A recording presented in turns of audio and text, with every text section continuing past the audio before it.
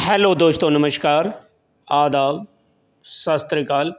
आज आप लोगों के लिए एक नया केस लेकर के आया हूँ।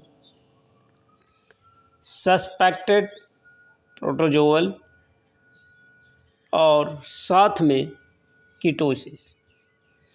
जो ये वीडियो में जो आप देख रहे हैं, ये पशु, इसका पार्चुरेशन बच्चा दिए हुए 2 दिन हो गया।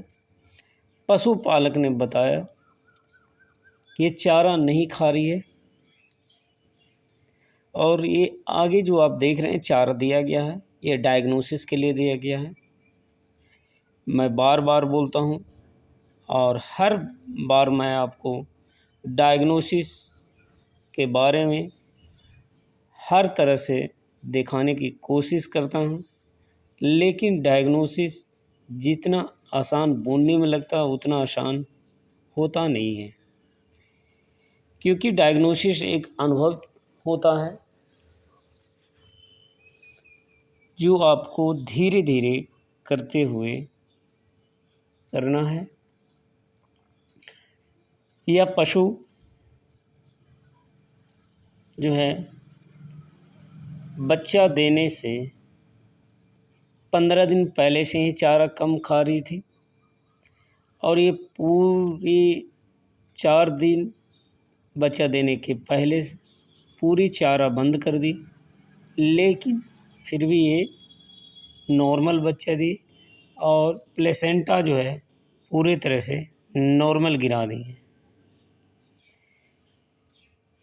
लेकिन पशु जो है चारा नहीं खा रही है। देखने से ऐसा लग रहा है कि किसी भी प्रकार का बीमारी नहीं है। और ये देखिए, इसका डायग्नोसिस किया जा रहा है, टेम्परेचर लिया जा रहा है। ख़ास बात ये भी है इसमें कि टेम्परेचर नहीं रहता। और ये देखिए, टेम्परेचर इसका नॉर्मल है।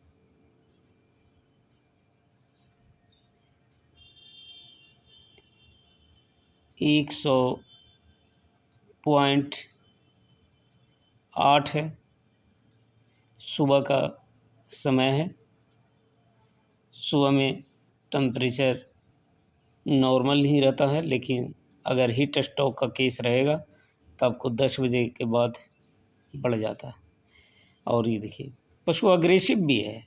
ऐसा नहीं है कि 15 दिन से पशु धीरे धीरे बीमार पड़ रही है तो डलने से हो रही है, नहीं। और ये देखिए, बल्बा लिप्स इसका चेक कर रहे हैं। डायग्नोसिस किस तरह किया जाता है वो भी हम आपको बता रहे हैं। इसमें बल्बा लिप्स देखिए एकदम पिंक है, जो नॉर्मल कलर होता है, यही नॉर्मल कलर होता है जो आपको मैंने दिखाया। लिम्फ नोड चेक कर रहे हैं कि लिम्फ नोड कहीं तो बढ़ा हुआ नहीं है। और ये देखिए, आई म्यूकस मेम्ब्रेन। डायग्नोसिस आपको करना बहुत ज़रूरी है। पशु का इलाज में सबसे बड़ी बात होती है डायग्नोसिस। अगर आपकी डायग्नोसिस सही है तो पशु का रिज़ल्ट आते हैं, वरना रिज़ल्ट नहीं आते हैं। वो 4 से 5 दिन इलाज में लग जाते हैं, तब जाके रिज़ल्ट आते हैं। और ये देखिए, इसका डायग्नोसिस किया गया। डायग्नोसिस में ये जो आप जो केस देख रहे हैं, देखने में आपको ऐसा लग रहा होगा कि ये कीटोसिस है या मिल्क फीवर का है, पशु ठंडा गया जिसके कारण पशु चारा नहीं खा रहे। जब मैं इसका डायग्नोसिस किया तो ये इंटेस्टाइन प्रोटोजोअल का केस था। इंटेस्टाइन प्रोटोजोअल में आपका आरबीसी डाउन बहुत कम होता है, लेकिन डब्ल्यूसी, इसमें जो वाइट ब्लड होता है वो डाउन होता है। जब इस बॉडी में वाइट ब्लड की कमी होगा तो इसका इम्यूनिटी पावर डाउन होते चला जाता है। डायग्नोसिस में आपको टेम्परेचर देखना ज़रूरी है, लिम्फ नोड देखना भी ज़रूरी है आपको। भलवा लिप्स का म्यूकस देखना ज़रूरी है कि उसका कलर क्या है। आई म्यूकस मेम्ब्रेन भी आपको देखना है। ब्रिस्केट रीजन भी आपको देखना है, कहीं एडिमा तो नहीं है। जुगलर वेन में ओवरेंट तो नहीं है, फूला हुआ तो नहीं है, सूजन तो नहीं है। आपको मुंह खोल करके भी देखना है कि डेंटल पैड का क्या कलर है, या मुंह में कुछ वैसा तो नहीं है जो, लेकिन मुंह में अगर किसी भी तरह का अगर कुछ ऐसी चीज़ें जो फंसा हुआ हो तो उसमें चारा कुछ भी नहीं खाते। लेकिन यहाँ है कि 4 दिन से चारा बंद किए है, बच्चा देने से पहले और बच्चा देने के बाद से पशु का चारा बंद है। पशुपालक ने बताया कि इसे 2 डॉक्टर से दिखाया था, लेकिन उन्होंने बताया कि ये गाभिन के चलते पशु चारा नहीं खा रही है। पाचुरेशन के बाद, बच्चा देने के बाद चारा खाने लगी। पशुपालक से हिस्ट्री लेने भी बहुत ज़रूरी है आपको डायग्नोसिस में, क्योंकि डायग्नोसिस में पशुपालक का हिस्ट्री का बहुत बड़ा योगदान होता है, बहुत बड़ा महत्व होता है, जिससे आपको बीमारी पकड़ने में काफ़ी सहयोग होगा और मदद मिलेगी। हिस्ट्री में ये आ रहा है कि पशु गाभिन से 15 दिन से पहले नहीं चारा खा रही है, और अगर आप डायग्नोसिस में मिलाते हैं तो कीटोसिस में 15 दिन पहले और 15 दिन के बाद, मतलब 2 हफ्ता के बाद और 2 हफ्ता पहले पाचुरेशन के कि मैं चारा पशु अगर नहीं खाता है तो कीटोसिस की संभावना होती है।